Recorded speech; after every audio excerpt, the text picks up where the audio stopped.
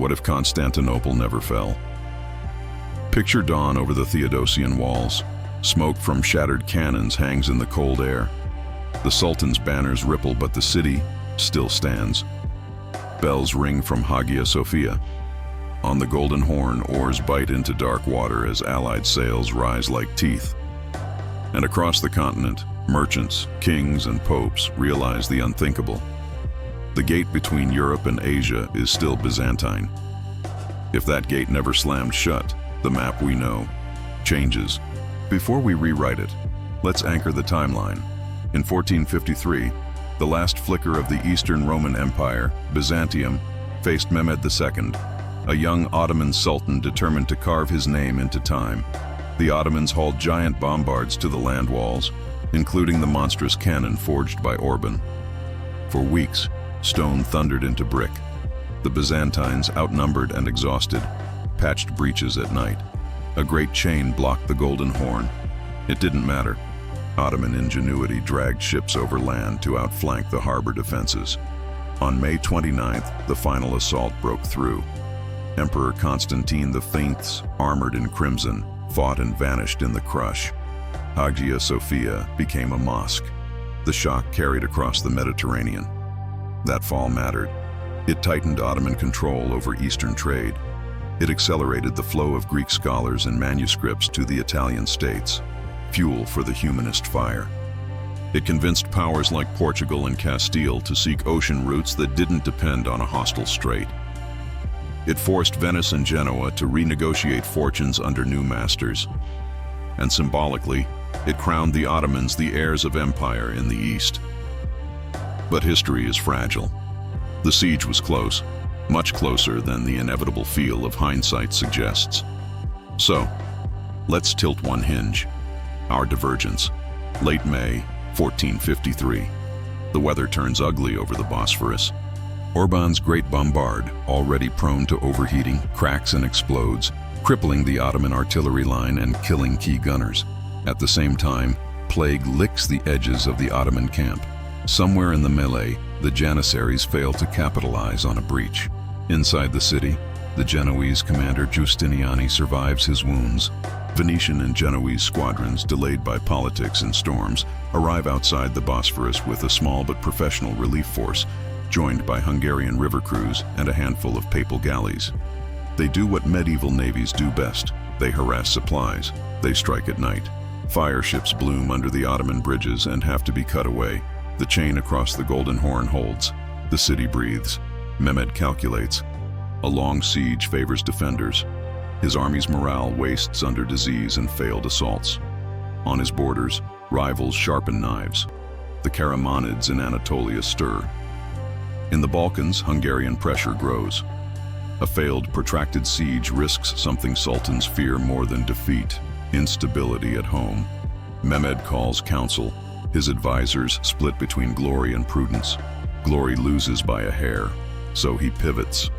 He declares victory by endurance, an old tactic, announces generous terms, and extracts what he can: a heavy indemnity, Ottoman garrisons in Thrace, favorable tariffs, and Byzantine recognition of Ottoman supremacy in the region.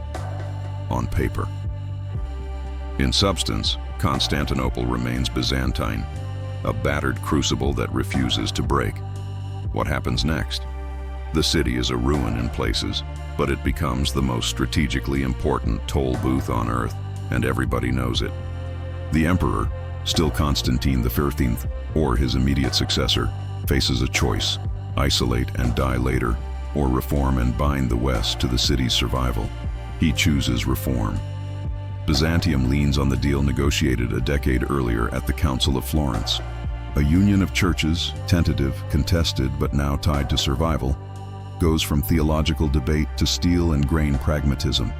Latin priests share streets with Orthodox monks. Gold flows from Rome, from Venice, from Genoa. Engineers from Lombardy and Tuscany arrive to rebuild the walls, not medieval curtain walls, but angled earthen-backed bastions designed for gunpowder. The Byzantines absorb the new math of war. In the harbor, shipyards creak into life. The small imperial navy, backed by Venetian capital and Genoese know-how, becomes a mosquito fleet that bites anything that tries to cross the strait without paying. The Bosphorus is a throat. Constantinople puts its hand around it. Trade shifts. In our timeline, the fall spiked spice prices and choked certain routes, giving Atlantic powers a louder reason to gamble on oceans. In this world, the Byzantine-Venetian compact keeps prices just bearable. The Ottomans don't control the whole corridor. They must negotiate, compete, and tolerate a rival imperial customs house. Venetian and Genoese families regain leverage. The pressure to go around Africa at all costs is still there. Curiosity and profit don't vanish, but it's blunted. Columbus doesn't become an urgent answer to a strangled East. He becomes one proposal among many. Portuguese exploration continues. Prince Henry's projects are well underway, but the timeline tilts. Fewer emergency votes in Lisbon pushing every coin toward the Cape route. Maybe Bartolomeo Diaz still rounds the Cape in the 1480s. Maybe Vasco da Gama sails a few years later. Castile and Aragon, fresh from the Reconquista, still dream big, but their courts see viable profit through the Bosphorus and Levant. The Atlantic gamble looks like a high-risk duplicate rather than the only door. In practical terms, the Americas are still discovered by Europeans. There are too many fishermen in the North Atlantic and too many restless navigators, but the hot, explosive sweep of colonization cools by a decade, maybe two. Early Spanish dominance loses a little of its rocket fuel. Meanwhile, the Orthodox world changes. In our timeline, the fall of Constantinople opens a vacuum of leadership that Muscovy fills with the idea of the Third Rome. Without the fall, that mantle doesn't look vacant. Moscow still grows. Trade, fur, steppe wars, and ambition do not require a theory. But the spiritual claim softens. There's a living Rome in the east, with a living ecumenical patriarch walking under mosaics and light. When Moscow does expand south, it finds a Black Sea not fully Ottoman, but patrolled by Byzantine Venetian partners. Crimea remains contested ground, a chessboard of Greek, Turkic, Italian, and Slavic pieces. Russian access to warm waters slows. Religion bends in other places too. The Reformation still bursts in the 16th century. Indulgences, church finance, and humanist critique are powder kegs no matter what. But the political stage is different. The Catholic world, now bound to a living Byzantine ally, invests more in an eastward diplomatic web. The Ottomans are still powerful. They will still march into the Balkans and clash with Hungary and beyond. But a strong, fortified Constantinople complicates their logistics and image. No triumphant crescent above Hagia Sophia means no singular symbol for Christian Europe to rally against. The Habsburgs still rise, Spain still gathers gold, but the colossal Catholic-Protestant civil wars might be a shade less apocalyptic if imperial resources are partly tied up in maintaining an expensive, prized Eastern ally. And the Renaissance? Those scholars who fled west in our history, Bessarion, Chrysoloras' students, the translators who fed Florence and Venice. Many still travel, but many also stay, because there's a printing press setting up in the Queen of Cities. Gutenberg's invention spreads along trade routes. Imagine a workshop near the Forum of Constantine, greasy with ink, typesetting Aristotle in Greek and Latin on facing pages. Imagine editions of Euclid, commentaries by Byzantine mathematicians, navigational tables compiled from Arabic and Greek sources, all stamped with the imperial double-headed eagle, shipped to Padua, to Paris, to Krakow. The Renaissance doesn't dim, it adds a lamp on the Bosphorus. We can follow the ripples into the Mediterranean wars. Venice, instead of enduring a one-sided loss to the Ottomans, fights, trades, and schemed protects a client empire. Genoa, forever the rival, claws its own slice of customs and Black Sea nodes. The Mamluks in Egypt benefit from a multipolar East. No single power cages the Red Sea. When the Portuguese finally reach the Indian Ocean, they don't find a single Ottoman adversary. They find a jostling market of Mamluk merchants, Gujarati fleets, and emissaries from a still Byzantine court offering letters of passage and discounts to friends. Even art changes. Hagia Sophia never becomes a palimpsest of conquest, but a living symbol of compromise. Mosaics preserved, inscriptions in Greek and Latin and Arabic mingling in the city's streets. A cathedral that hosts choral masses heard by curious Venetian visitors and cautious Ottoman envoys. Architecture in Italy looks eastward not as a lost world but as a partner. Domes proliferate with a different confidence, a live influence, not museum nostalgia. And yet, the Ottomans do not vanish. Mehmed II is too ambitious to fade. He takes his energies elsewhere, into Anatolia, into consolidation, into new artillery and new alliances. The long Balkan struggle continues, but not under the same sky. Those sieges in Hungary, those battles near the river crossings, are launched without the morale-boosting story of a fallen Rome at their back. Vienna still trembles in later centuries, but the path to its walls is cluttered with a fortified bottleneck at the Bosphorus that always needs watching, bribing, or breaking. Consider the Balkans under a surviving Constantinople. Greek cities remain tied to an empire that speaks their language, taxes their grain, and guards their harbors. Serbian and Bulgarian lands, tugged between powers, find a third player to appeal to. Border lords become brokers instead of subjects. The pattern of conversion, migration, and resistance redraws in subtle but profound ways. The map of creeds, Orthodox, Catholic, Muslim, looks familiar from afar, but the borders are gentler, the enclaves larger, the buffer states more stubborn. Science knits into this fabric. A living Byzantine university circuit, Constantinople to Thessaloniki to Trebizond, keeps Greek language scholarship dense and continuous. Astronomy and cartography benefit from a city that sits on every route, hears every rumor, and buys every map. When Western pilots sail, some carry charts with notes copied from scribes under the shadow of Hagia Sophia's dome.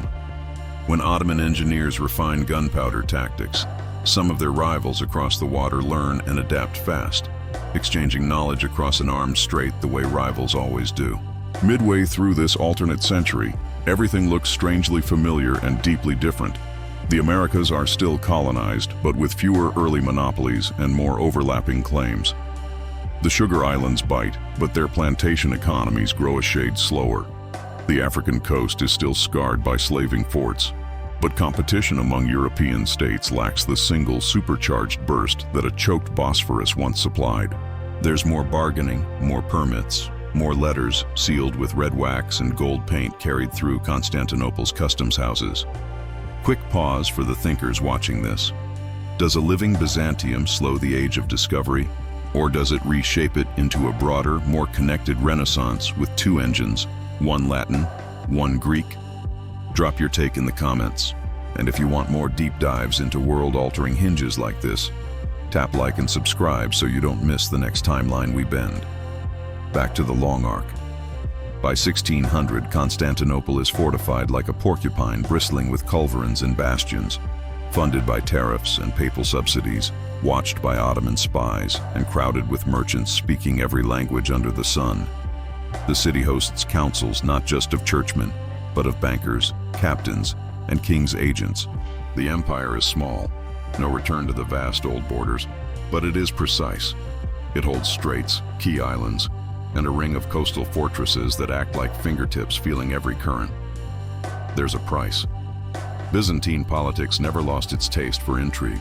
Foreign gold buys factions. Some emperors grow weak, some clever, some devout to a fault. Occasionally, a coup rattles the marble. But the checks are different now. Any would-be tyrant must keep Venice aboard, Rome pleased, local guilds fed, and the army paid. Overreach risks isolation and a quiet Ottoman smile across the water. The 17th century's crises, plagues, little ice ages, religious wars, still strike. But the Eastern Mediterranean's network absorbs and reroutes the shocks. Grain from the Black Sea arrives faster in a famine year. A plague ship from Alexandria gets quarantined at the chain. A war in Italy sends refugees east this time, not only west. In this world, the idea of Europe stretches a little further into the sunrise. And what of Asia? The Safavid-Ottoman rivalry smolders. Without Constantinople's fall, the Ottomans put more effort into securing Anatolia's east and south, refining logistics and absorbing rival beyliks. The Safavids meet a state that has to divide attention toward a stubborn city on the straits. That division means fewer deep Ottoman thrusts into the Persian heartland. It buys Iran breathing room to blossom culturally and militarily. The trade triangle of Persian silk, Egyptian grain, and Black Sea wheat cycles through a living crossroad rather than a single imperial juggernaut. Fast forward to Enlightenment currents.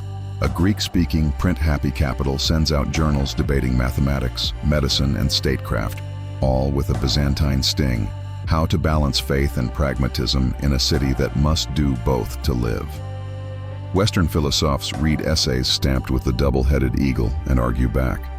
Eastern Christian reformers publish catechisms with Latin footnotes. It's messy, it's human, it's a bridge that never collapsed. Does the city eventually fall? No empire is immortal. Gunpowder evolves, empires rise and wane, and the 18th and 19th centuries shove this fragile state toward big decisions. But a state that survived 1453 with reform in its veins learns habits. It bargains for British naval guarantees when needed. It plays France off against Austria. It offers students to Prussia and draws engineers from the Dutch. It fights when cornered, pays when it must, and always keeps the toll booth open. Pause on one image. Hagia Sophia at dusk. Lamps glow between columns. A choir hums like a great heart. In the outer narthex, a Venetian merchant checks ledgers. A bearded Armenian banker laughs softly with a Greek clerk. Two Turkish envoys walk slowly, listening. Outside, a cannon sits silent on an earthen bastion, pointed at a strait it has guarded for centuries. In this world, the building is not a relic of defeat. It is a living argument for entwined destinies. So what did our single hinge change? It softened a handful of sharp edges. It stretched timelines, turned some storms into long rains, and turned a continent's border into a conversation rather than a scar. Europe still fragments and fights. Empires still collide and speak in canon. But the center of the map, where roads and seas meet, kept a voice that could say no, and sometimes yes, at the right price. History is not a pure machine, it's a loom. Pull one thread, the survival of a city, and the pattern adjusts everywhere. We don't get utopia. We get a different weave. Slower conquests, wider diplomacy, a renaissance with a second hearth, and a world where the double-headed eagle still watches both east and west. What if Constantinople never fell? Maybe the answer is not a triumphal empire reborn, but a stubborn light on a strait that never went out, guiding, warning, taxing, and reminding everyone that the past can persist into the future in 1,000 small, decisive ways.